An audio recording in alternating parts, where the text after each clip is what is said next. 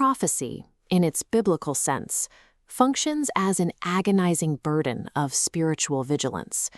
The prophet is placed high above the fray, forced to observe the brutal intersection of human hubris and impending divine judgment from a solitary, elevated vantage point. Isaiah chapter 21, verse 6 states, "For thus hath the Lord said unto me, Go, set a watchman, let him declare what he seeth." The watchman acts as an epistemological device.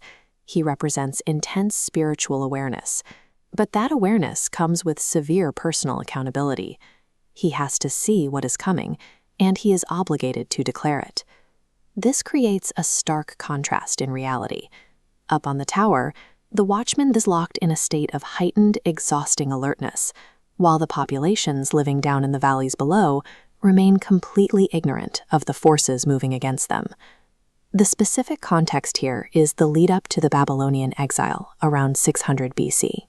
The Jewish people are facing oppressive imperial subjugation, stripped of their sovereignty and waiting in the dark for an outcome. From this solitary post, the watchman is about to report on two distinct cataclysmic visions, reports of falling empires and silenced nations that will define the Near East. True spiritual sight is not instantaneous. It requires enduring the long, agonizing delay between receiving a vision from God and watching its brutal historical fulfillment finally unfold in real time. We shift our focus to Babylon. At this moment in history, Babylon is the dominant, seemingly invincible empire of the era, operating behind massive, impregnable city walls. Isaiah chapter 21, verse 5 states, "Prepare the table, watch in the watchtower, eat, drink. Arise, ye princes, and anoint the shield." The scene inside them's walls is one of reckless, drunken revelry. The Babylonian elite are so distracted by their feasting that they ignore basic military precautions, like oiling their leather shields so an enemy's sword would glide off the surface. Classical Greek historians independently confirm the conditions of this exact night. Herodotus records that Babylon fell during a massive citywide festival of dance and merriment. The historian Xenophon details the specific tactical maneuver that made this possible. The Medo-Persian army, under the command of Cyrus, diverted the massive Euphrates River into surrounding marshes. By dropping the water level, Cyrus's troops were able to use the dry riverbed as a pathway, marching silently beneath the fortified walls and directly into the city under the cover of darkness. Inside the palace, Belshazzar's feast is bright, chaotic, and loud. Outside, a grim, shadowy line of Medo-Persian soldiers is silently creeping through the riverbed. Once the internal defenses were breached, the slaughter followed immediately. The intoxicated Babylonian guards were overwhelmed before they could even identify the threat. Isaiah's vision captured the exact tactical realities of the Medo-Persian conquest: the feasting, the neglected shields, the sudden assault, decades before the events actually occurred. Back on the wall, the long, tiresome wait of the watchman finally breaks. He receives a definitive message brought by escaped survivors fleeing the destruction. Isaiah chapter 21, verse 9 states, "And behold, here cometh a chariot of men, with a couple of horsemen. And he answered and said, Babylon is fallen, and all the graven images of her gods he hath broken unto the ground." This passage is recording the literal, historical collapse of the Babylonian Empire to Cyrus in 538 BC, not the future spiritual Babylon mentioned later in the Book of Revelation. The invading forces shattered the city's graven images, proving through physical destruction that the Babylonian deities were completely powerless against the Medo-Persian advance. Isaiah chapter 21, verse 10 states, "O my threshing, and the corn of my floor, that which I have heard of the Lord of hosts, the God of Israel, have I declared unto you." The threshing floor is the ancient symbol for severe, precise judgment.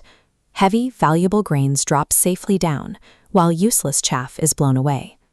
Here, the Persian war machinery systematically separates the righteous Jewish remnant, the corn, from the discarded chaff of the Babylonian Empire. The historical result of this violent separation was freedom. The total subjugation of Babylon directly enabled the exiled Jews to return to Judea under the decree of Cyrus in 536 BC. For the covenant people, The brutal, shifting geopolitics of war were not random.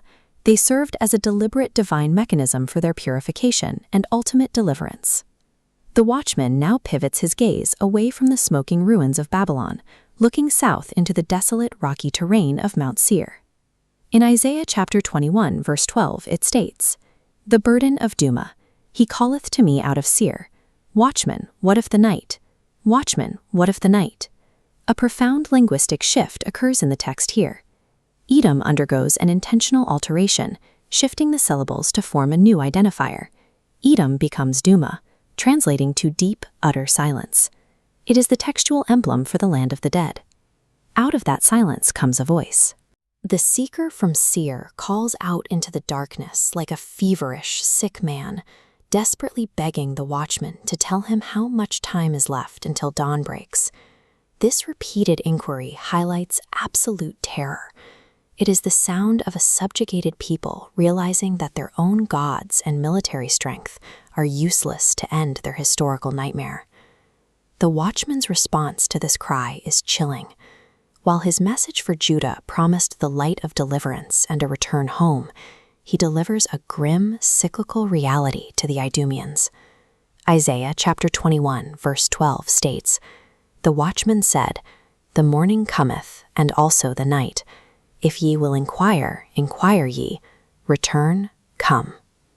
The morning cometh, and also the night. It is a paradox. For Edom, any brief glimmer of daylight or political relief is instantly swallowed by a new cycle of invasion. Their history becomes a relentless cycle of conquerors.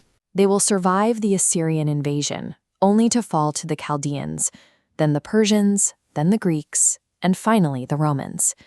Israel's nocturnal history has an irrevocable dawn attached to it. Edom's trajectory does not. Their cycle of violence ends in utter Duma, their complete disappearance from the historical record of nations. Yet the Watchman offers one final ambiguous instruction: return, come. It is a hint that the only possible escape route from this interminable night is genuine spiritual repentance. He possesses no other consolation for them. Without a total conversion, the dark void suspended over their future is permanent. This is the ultimate burden of the Watchman. He must stand firm in the agonizing tension, witnessing the terrifying silence of divine judgment, while faithfully holding open the narrow door of repentance.